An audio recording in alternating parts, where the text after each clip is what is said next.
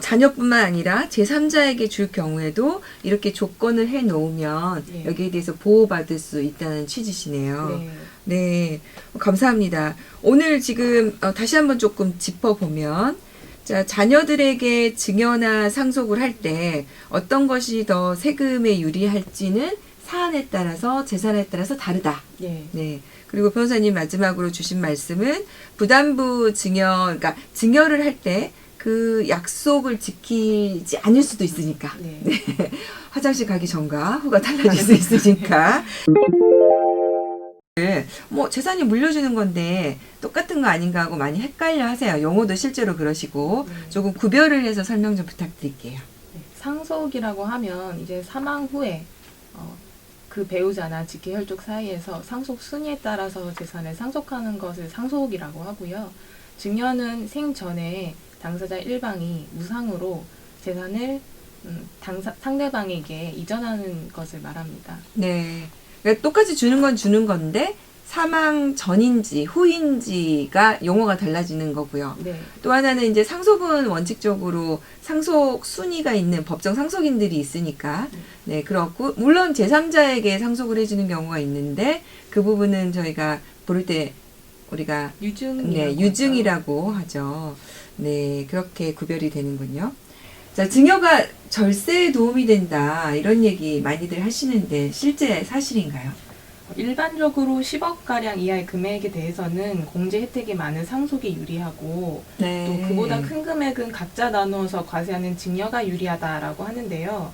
또 이 경우는 재산의 종류나 가액이나에 따라서 또 재산을 증여하려고 하는 상속인들의 수나 이런 거에 따라서 다 다르기 때문에 정확한 비교나 판단은 상황에 따라 좀 달라진다고 말할 수 있습니다. 네. 그러니까 무조건 증여가 절세에 더 낫다. 근데 이건 아니라는 거. 예. 그리고 구체적인 재산의 종류나 가액에 따라서 세무사님이나 변호사에게 상담을 받고 결정하시는 게 좋겠다는 말씀이네요. 네, 그럼 또 우리 오늘 준비한 사연 만나보고 더 자세한 얘기 나눠볼게요. 아내가 세상을 떠난 지 10년이 넘었습니다. 제 나이도 70을 넘겼고 이제 이 나이가 되니 욕심도 사라지고 남은 여생 조용히 살고 싶단 마음뿐이었죠.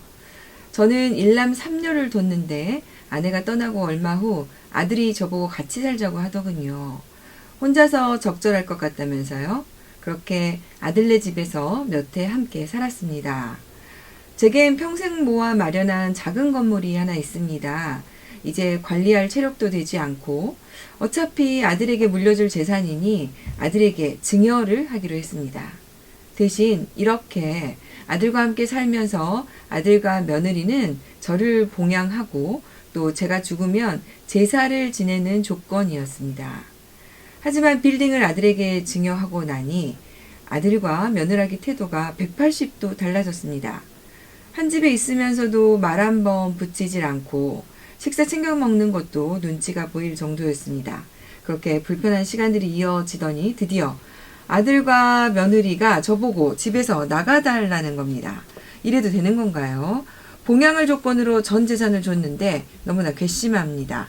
아들에게 증여한 건물을 다시 돌려받을 수 없는 건가요? 네. 빌딩을 증여받자마자 아들 부부 태도가 달라졌다고 합니다. 아버지는 증여 계약을 해지하고 다시 재산을 찾을 수 있겠습니까, 변호사님? 말씀드리면 이 사건의 경우에는 찾을 수 있습니다. 아, 다행이네요. 네. 좀 설명 좀 부탁드릴게요. 네. 민법 규정에도 증여에 관한 규정이 있는데요. 네. 증여 중에 이런 규정이 있습니다. 수증자가 증여자에게 범죄 행위를 하거나 부양 의무를 이행하지 않았을 경우에 증여자는 네. 이것을 이유로 증여를 해지할 수 있다. 네네. 이런 규정이 있는데요. 이 규정의 한계점은 또 특칙이 있어서 이미 재산을 완료한 부분에 대해서는 주장을 할 수 없다, 해지할 수 없다라고 있습니다. 그러면은 이거는 지금 이미 다 건물을 넘겼으니까 네. 해지할 수 없어야 되는 사안인가요? 그렇습니다. 만약에 이것을 원인으로 해제를 하려면 해제가 안 되는 사안이죠. 네, 근데 왜 아까 된다고 하셨어요? 근데 제가 된다고 했던 것은 조건을 붙이지 않았습니까? 이 아버님이 아들에게 자신을 봉양하고 자신을 죽어서 제사를 지내는 것을 조건으로 재산을 이전했기 때문에 네. 아들에게, 즉 상대방에게 부담을 지우는 증여를 한 것이어서 부담부 증여가 됩니다. 이럴 경우에는 증여편에 있는 그런 특칙이 적용되지 않고 일반 민법 규정이 적용되어서 부담 의무를 이행하지 않은 것을 이유로 증여를 해제할 수 있습니다. 네.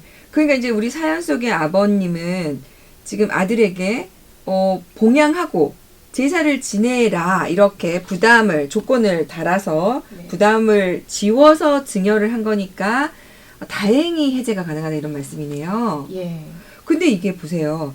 이게 봉양하고 제사를 지낸다 되게 불분명하잖아요. 네. 이게 지금 아들 입장에서는 아니 내가 부양을 했는데 아버님하고 사이가 나빠져서 한 거다. 네. 뭐 나는 그리고 계속 용돈 드렸다. 네. 뭐 이럴 수도 있는 거 아닙니까? 그렇죠. 여기서 제일 또 중요한 관건은 봉양을 했다, 안 했다 이 사실을 명백하게 입증하는 것도 되게 어려울 것 같고요. 또 아들 입장에서는 아예 안 한 것은 또 아닐 수도 있기 때문에 네. 서로의 사실 입증이 좀 어려울 수 있고 또 아버님 입장에서는 조건을 정말 명확히 달았는지 이것을 불분명할 경우에 또 문제가 될 수 있습니다. 네. 그래서 부담부 증여를 할 때 좀 기억을 해야 한다면 어떤 점을 좀 유의해서 부담을 정하는 게 좋을까요? 예, 저는 조건을 명확히 명시적으로 규정하는 것이 좋은 것 같습니다. 예를 들어서 뭐 동거를 꼭 해야 한다. 아니면 월 얼마씩은 꼭 해야 한다. 뭐 네. 이런 방식으로 좀 구체화시키는 게 좋겠다는 말씀이죠. 예. 네. 그리고 이거 지금 제사를 지내는 조건이 있잖아요. 예. 이거는 사실은 다른 상속인이 있는 경우는 문제지만 아들만 한다면 이거는 좀 문제가 될 수 있는데 이건 어떻게 하면 될까요? 그 제사를 지내는 것을 조건으로 했을 때는 뭐 손주에게 준다 이렇게 바꿔놓으면 그러니까 받는 증여자를 좀 예정해서 미리 이럴 경우는 아들이 다시 증여를 하지 말고 다른 사람에게 해놓은 게 좋겠다 이렇게 좀 미리 해놓으면 좋으실 것 같네요. 네, 그런 방법도 좋을 것 같습니다. 네. 그래서 그렇게 할 경우는 해지할 수 있는데 그러면은 이제 뭐 법적으로는 어떤 절차를 밟아가면 될까요? 증여를 해제를 원하신다면 이제 그 재산을 돌려받기 위해서 소유권 이전 등기 청구를 제기를 하셔야 될 것 같습니다. 증여를 해제할 원인으로 예. 민사적으로 소유권 다시 이제 말소하고 나에게 네. 이전 다시 해라. 네. 네. 알겠습니다. 다행히 정말 이 경우에는 아버님이 조건을 정하신 경우인데요. 이런 경우도 있잖아요. 요새는 1인 가구가 많으니까 자녀 말고도 또 뭐 제3자에게 할 수 있는 경우 있을 텐데 이럴 경우도 해제가 가능할까요? 예. 만약에 뭐 좀 먼 친척, 조카, 아들이라든지 아니면 심지어 제3자에게도 그럴 수 있죠. 자신의 노년을 좀 부양을 하고 이런 조건으로 재산을 증여하는 경우도 충분히 있을 수 있는데요. 네. 그러니까 만약에 이 수증자가 그런 부양 의무, 약속한 의무를 이행하지 않았을 경우에도 증여는 마찬가지로 해제할 수 있습니다. 이 또한 부담부 증여이기 때문인데요. 네. 그러니까 자녀뿐만 아니라 제3자에게 줄 경우에도 이렇게 조건을 해 놓으면 예. 여기에 대해서 보호받을 수 있다는 취지시네요. 네. 네.